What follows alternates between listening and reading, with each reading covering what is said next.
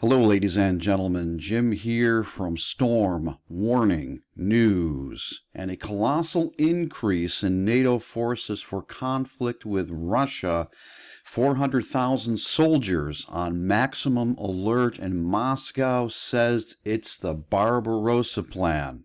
Stand by for details. For the first time since World War II, NATO is adopting new defense plans to be implemented in the event of war with Russia. The new defense plans cover 5 to 6 areas, and to be implemented, it will be necessary to revise all existing NATO structures. Now, reports indicate that the Rapid Reaction Force will now amount to 400,000 troops. The first plan covers the High North and the Atlantic, led by Joint Forces Command in Norfolk, USA. The Central Regional Plan, led by the Brunson administration in the Netherlands, will cover the Baltic and the Alps. The third defensive plan will cover the southeast of the military alliance, including the Mediterranean and the Black Sea, with Naples, Italy, commanding.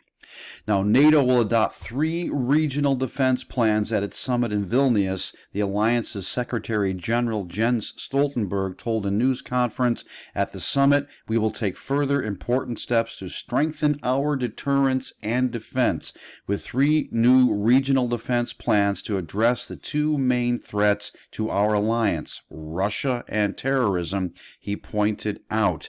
Now, according to Stoltenberg, there will be a plan for the North, the Atlantic, and the European Arctic, one for the center covering the Baltic region and Central Europe, and a southern plan for the Mediterranean and Black Sea. To execute these plans, NATO is placing 300,000 troops on maximum alert, including significant air and naval combat power, the NATO chief stressed. And NATO has agreed on a plan to respond to a possible attack by Russia. That was reported by Reuters, and the publication emphasizes that this has happened for the first time since the end of the Cold War. Ladies and gentlemen, Russia, Putin, Medvedev, they are not happy about the cluster munitions going into the Ukraine. And Medvedev has said today that Russia will respond in kind with its own cluster munitions. There's also continuing talk about Ukraine becoming part of NATO. NATO is already fighting its proxy war with Russia through the Ukraine, but there are certain conditions that have to be met, and one of them would be ending the war between Ukraine and Russia, or NATO-Ukraine and Russia. Either way, ladies and gentlemen, I'm here to tell you this is looking like a more and more intense situation as every day goes by.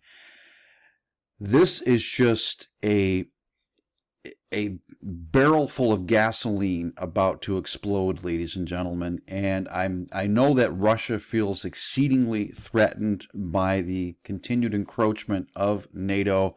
I would not sleep on this, ladies and gentlemen. I would not adopt the notion that this will never happen, that this will die down.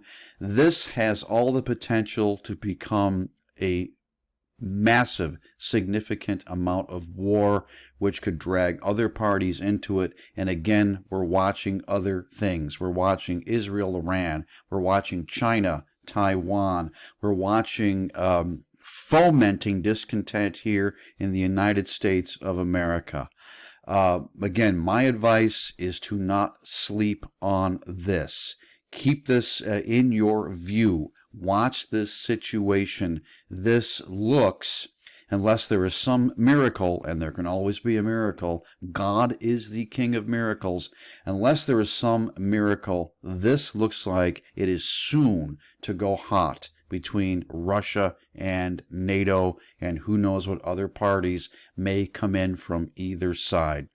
Wanted to make you aware.